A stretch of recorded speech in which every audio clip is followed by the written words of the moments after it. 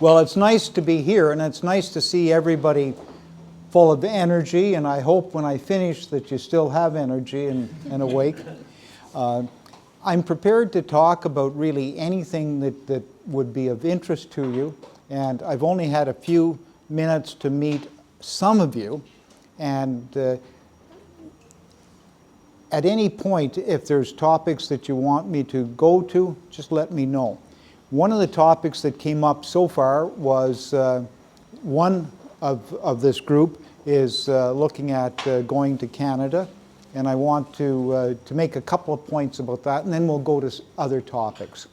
And the point one of the points I'd make about going to Canada is that you can feel quite comfortable in Canada.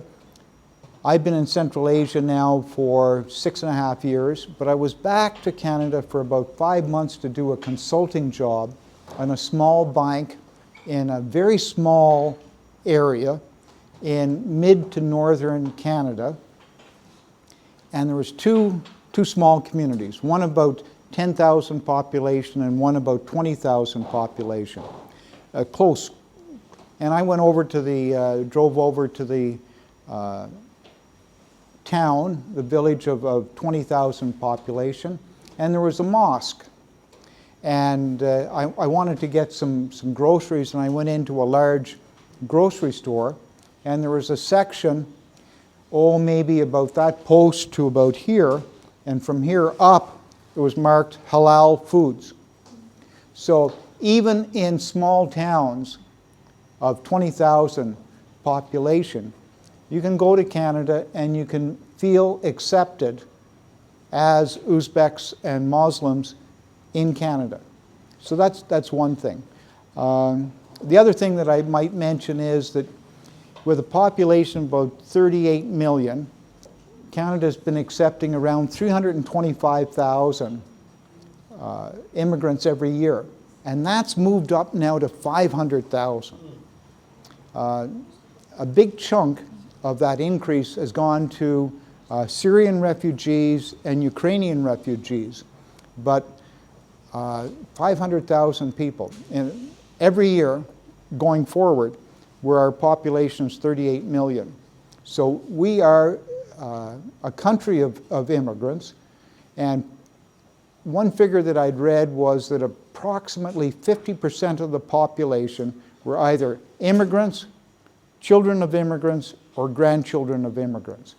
So it's an open country. So that's one thing. Other questions that have come up here included questions about the quality of education in Uzbekistan. And I would say this: I cannot comment on your graduates because I don't know enough graduates. I don't have a statistically valid sample. What I can say is that your system is deeply flawed. Absolutely. You know, if you produce good graduates with the current system, I would be amazed, because I can't figure out how anybody can produce good graduates with this system. And I'll give you just one simple example based on data. Here, if you take a 4-year bachelor degree, you're going to spend 7 semesters in the classroom and 1 semester on a work term. Okay, so you're in the class 7 semesters at good, high quality and elite universities in Canada and the rest of the world. For a bachelor's degree, you're going to be in the class for 8 semesters. Now, the difference between just 8 semesters and 7 semesters is those Western students are getting 14% more time in the classroom. So if everything else was equal, they are learning 14% more than you are. you cannot have 7 semesters and achieve international quality. If it takes a really high quality Western university 8 semesters. I'll give you an example, and I quoted this example earlier while I was here. Rector Usmanov of the Tashkent Institute of Chemical Technology and I were in a Zoom meeting with a senior person at the University of Alberta, which is ranked 110 in the world.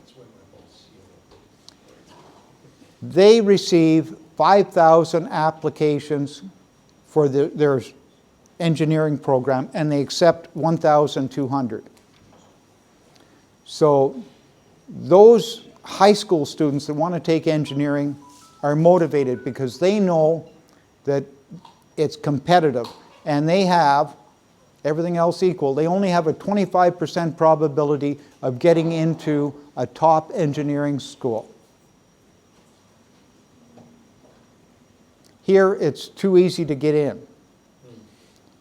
Secondly, at the University of Alberta, the University of Western Ontario that I graduated from, which is now at, I think, about 158 in the world, you perform or you're out. It's really that simple. And my background, my first post-secondary education was in a vocational school, community college as they're called in Canada. Here you'd call them technicums, I believe. And then, because my work experience was good, I went into, after about 12 years, I went into an elite MBA program at Western University. And the first day they sat all of us in this big auditorium, about 250 students, and they said, if you work really hard, we'll pull you through. And if you don't work hard, we're going to push you out. They don't tell Uzbek students that here. If you're running a factory, you have to control, think of it as a process. You have to control the quality of your inputs. And in education, the quality of your inputs is the admissions program. You're not controlling that. Secondly, in manufacturing, you have to control the quality of the processing. You're not controlling the quality of the process. And if it's refining gold or metals, that takes time. Here you're only using 7 semesters instead of 8 semesters. So those are some of the observations about education. We have a couple more minutes, and I'm open for any topic that you would like.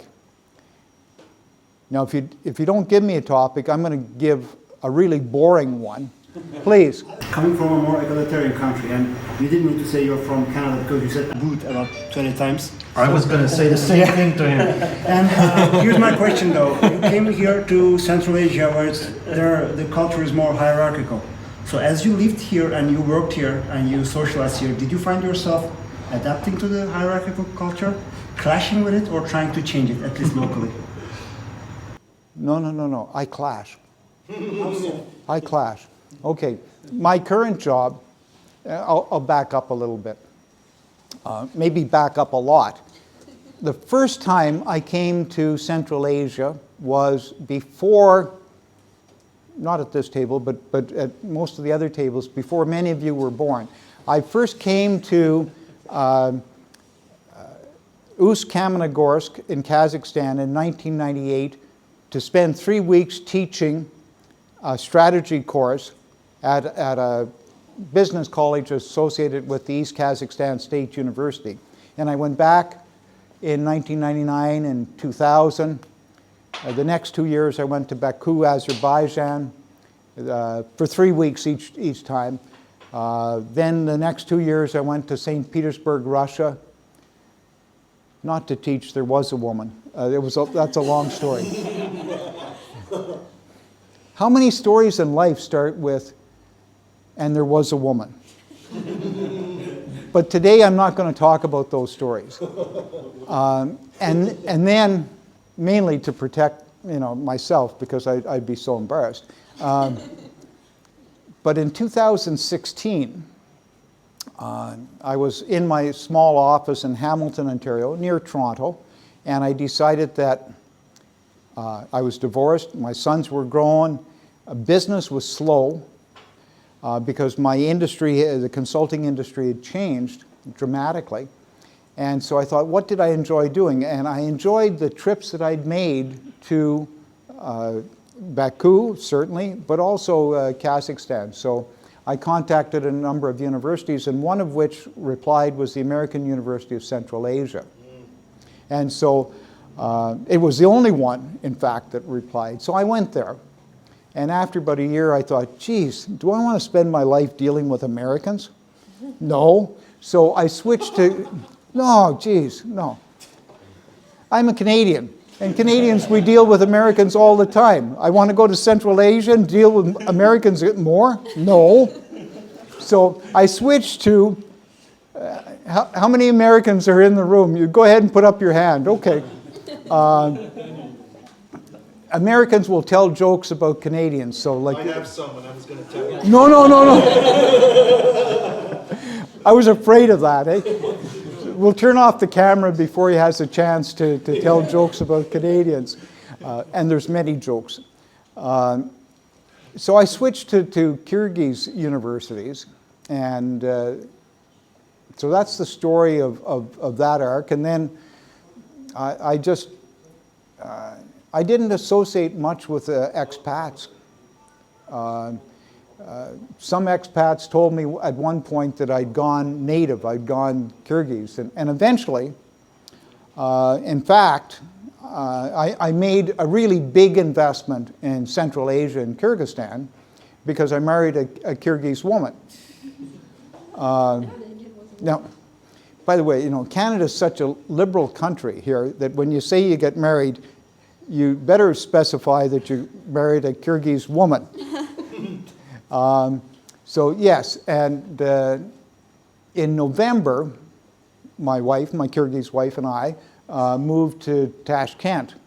And this week, for the first time in the last 15 months, her mother and father are visiting. And I received special permission to come here this afternoon. And so they went to Anhor Park and just doing a little bit of touring. Later, perhaps tomorrow or the next day, they'll go to Magic City and some other things. So that's my background in terms of what brought me here through many misadventures to Tashkent today. And my comments on education, I'm certainly open for more questions. Have I answered your question adequately? It was me. I asked, how did you clash culturally? Well, yeah, I didn't answer that properly. Okay, well, one of the struggles I've had, and I know you have questions to discuss here about skills for jobs. You have to know that one of maybe the most important skill in any job is getting along with other people. The number one correlation between executive and business skills is not education. Exactly. It's not intelligence, education, it's not family connections. The number one correlation is interpersonal relations appropriate to the industry and the situation. So you could have a great personality that's suited to, let's say, the grocery industry, which typically is reasonably stable, although it does go through changes. And that personality might not be suitable for a high-tech startup. So your personality must be suitable to the situation. But that's the number one thing. The reason I would clash is that all my life I've looked at things differently, which, because I spent 27 years as a management consultant, was an advantage in many cases, but it's also a disadvantage because people don't like being told that the status quo or what they do just isn't competitive, or I'm an old man now, I'm diplomatic. So I wouldn't do it now, and I only did it a few times before, but when I was young, you know, like 30 or 40, and from this point of view, 40 is young, there would be times if I was pushed where I'd tell somebody that they were just an idiot, that doesn't. So one of the things about your skills is that you should not do many of the mistakes I made. You should learn to, and it's very difficult, you should learn to be diplomatic and sell your point of view. I would say that the Kyrgyz students, because I taught universities in Kyrgyzstan, but I'm not teaching here in Tashkent. So the Kyrgyz students certainly did not understand the importance of selling, of persuading other people about your ideas. And if you want to have a good business career, if you want to have a good marriage, you have to persuade other people of your ideas. If you do not persuade and try to run against barriers and break through, sometimes you will have a spectacular success. But most of the time you're just going to get bruises and break your nose and maybe go through one or more divorces. So it's really important. And I think maybe the number one recommendation that I would make in terms of job skills is learning to communicate successfully.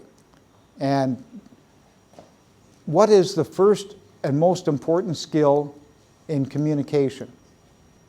It's listening.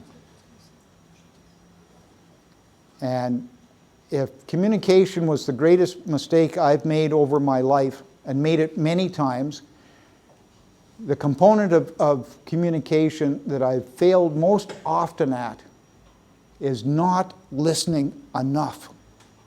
I mean, really, really listening. When your boss says, you know, I'd like you to do this. Well, even if it's a stupid idea, really listen to the boss and ask yourself, why is the boss wanting me to do this? What's driving that decision making? When does the boss really need this? What level of quality? And have the confidence in yourself and your boss to ask for additional information. Okay, I'm out of time, so I need to stop. I want to thank you for your patience and your attention. So thank you. Thank you. Okay.